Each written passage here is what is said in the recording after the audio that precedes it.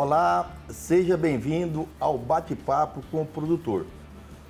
O tema de hoje é isenção de impostos em áreas invadidas. Para esse tema, nós convidamos duas autoridades nesse assunto.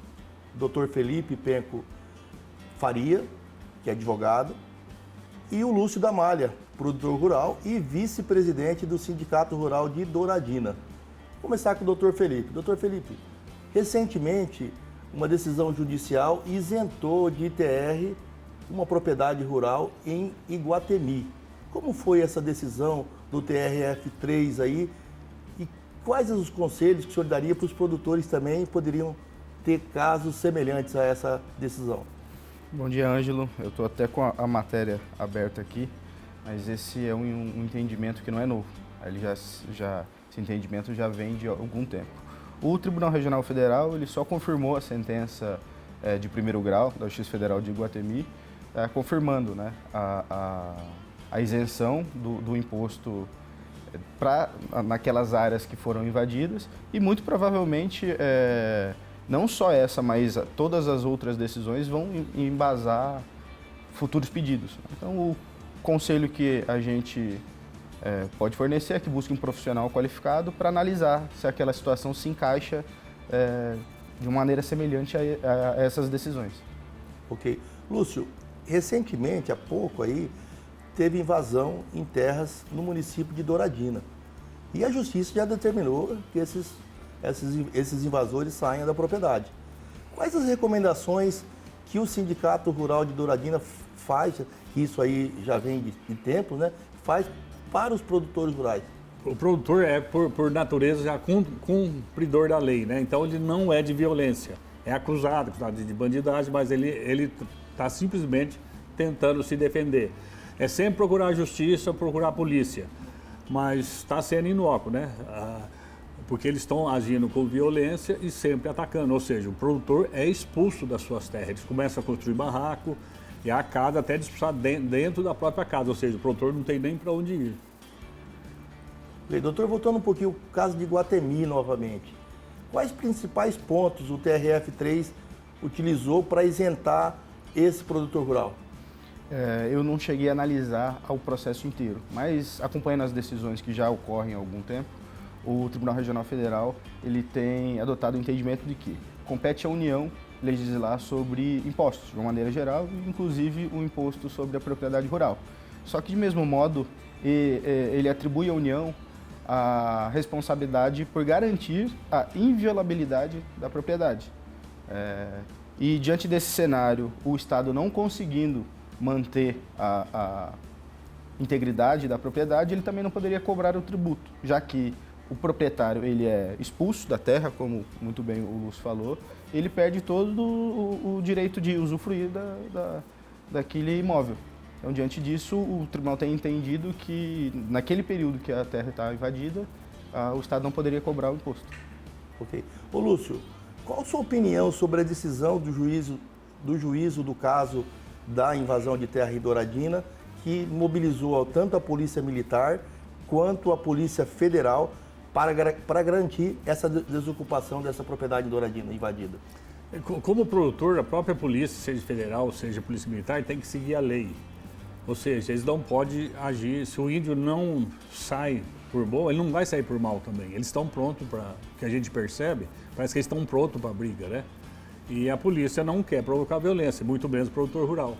Porque a natureza do produtor rural é pacífica. Ele quer ficar na terra dele, ele não está invadindo terra nenhuma. Doutor, vamos voltar um pouquinho de novo ainda. Essa jurisprudência do STJ, como que isso influenciou na decisão em Iguatemi? E nesse caso em tela, qual a importância dessa influência para a isenção do imposto territorial rural? Normalmente os tribunais, principalmente de primeiro e segundo grau, têm adotado os entendimentos dos tribunais superiores. E foi exatamente isso que aconteceu. O Superior Tribunal de Justiça já havia adotado esse entendimento, e tanto o magistrado de primeiro grau quanto o Tribunal Regional Federal da Terceira Região acompanhou esse entendimento, que nada mais é que o fato gerador do imposto seria a propriedade. Só que, no caso das invasões, a propriedade se torna uma propriedade formal, já que ele perde a posse. A posse é transferida para outras pessoas, no caso os invasores. Ele não pode usufruir do bem, então diante disso o tribunal tem adotado entendimento para isentar a cobrança desses impostos, naquele período de tempo. Ô Lúcio, é uma das preocupações muito grandes. O produtor rural, ele está lá pacífico, ele está na propriedade rural, adquiriu há 50 anos, há 30, há 20, tem lá a matrícula, tem lá, é pagador do ITR. Como que você avalia essa situação que o produtor está tendo, esse impacto dessas ocupações indígenas para o produtor que está produzindo, né? Quais as medidas que os produtores estão tomando, o sindicato rural e o próprio produtor, para mitigar esses impactos que estão ocorrendo? Isso é uma situação muito difícil, porque a maioria dos produtores invadidos, ele é a única propriedade, ou seja, ele perde toda a fonte de renda dele. É casa de família mesmo, expulso de casa, à noite mesmo, né?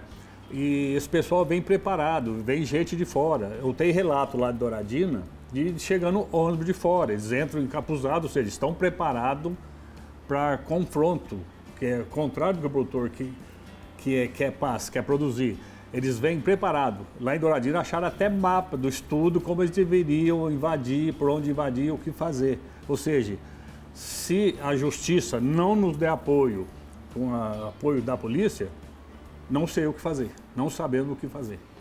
Doutor Felipe, quais precedentes dessa decisão judicial que ocorreu em Iguatemi pode estabelecer para outros casos de ocupação indígena e a cobrança de ITR? E como isso pode afetar uma jurisprudência futura? Eu acredito que não só essa decisão só confirmou um entendimento que já vem ocorrendo. Então, vai influenciar nos futuros pedidos, né, e também nas futuras decisões, mas não só na jurisprudência em si.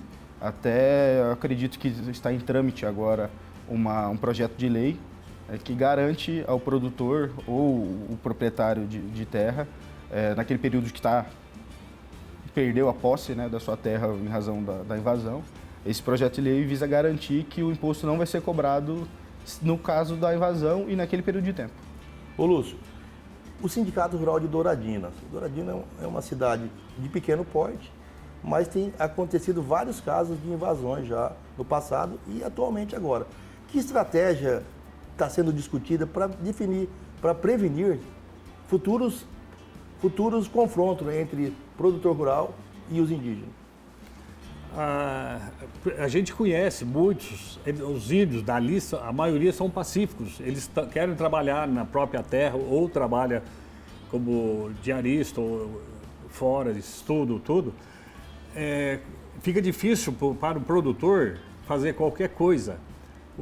A justiça deveria pôr fim, porque quando não dá reintegração efetiva, não basta dar no papel, essas invasões vão continuar para sempre. Eles vão conseguir, sei lá, eu tomar todo o Brasil, o que eles querem, né? Se houve documentação legal, isso aí teria que ser garantido para o produtor.